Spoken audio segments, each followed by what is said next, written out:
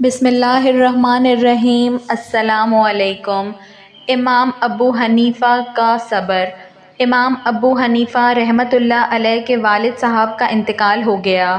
3 دن تعزیت کے لیے بیٹھے رہے۔ 3 دن کے بعد باہر نکل کر چوک میں آ گئے۔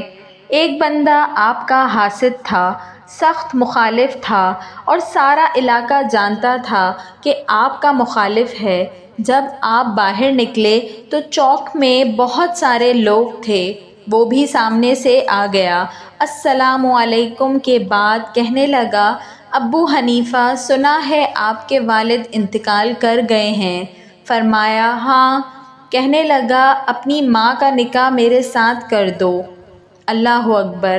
ایسا سخت جملہ کہ وہ انسان کی نیند میں سوراخ کر دیتا ہے، انسان سو نہیں پاتا۔ آپ رحمۃ اللہ علیہ کھڑے رہے، کہنے لگا، اماں کا نکاح میرے ساتھ کر دو۔ جملہ سخت تھا مگر بات تو شرعی تھی، غیر شرعی تو نہیں تھی۔ تو امام صاحب کے ساتھ جو شاگرد تھے، عقیدت مند تھے، انہوں نے تلواریں نیام سے نکال لیں۔ آپ رحمۃ اللہ علیہ نے فرمایا، چپ کر جاؤ، ہم کوئی لاوارث تو نہیں ہیں۔ حضرت امام ابو حنیفہ رحمۃ اللہ علیہ نے ساری ہمت سمیٹی، آنکھ میں آنسو جو چمکے تو ان کو بھی دامن میں سمیٹ لیا۔ ہمت جمع کر کے کہنے لگے، میاں تم نے کہا ہے میں اپنی ماں کا نکاح تیرے ساتھ کر لوں، تو عدت گزر لینے دے، تیرا نام لے کر اماں سے بات کروں گا۔ اگر وہ تیرے ساتھ نکاح کرنا چاہے تو مجھے اعتراض کوئی نہیں۔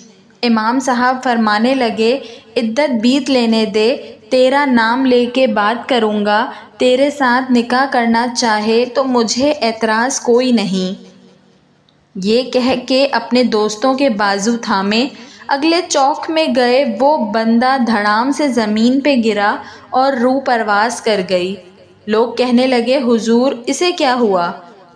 آپ رحمۃ اللہ علیہ فرمانے لگے، اس نے سمجھا تھا میں لاوارث ہوں، اسے کچھ بھی نہیں ہوا۔ امام ابو حنیفہ کے صبر نے اس کی جان لے لی ہے۔ کئی دفعہ لوگ بڑے سخت جملے کہہ دیتے ہیں، بڑی تکلیف ہوتی ہے۔ حسد بڑی بری چیز ہے، اس کے شر سے اللہ ہم سب کو محفوظ فرمائے، آمین۔ ناظرین، اللہ تعالیٰ کے 99 ناموں میں سے کوئی ایک نام کمنٹ باکس میں ضرور ٹائپ کریں۔ ویڈیو پسند آئی ہو تو اس کو ضرور لائک کریے گا، اور ایسی مزید اچھی ویڈیوز دیکھنے کے لیے میرے چینل اردو کہانی گھر کو سبسکرائب کر لیجئے۔ Thanks for watching. اللہ حافظ۔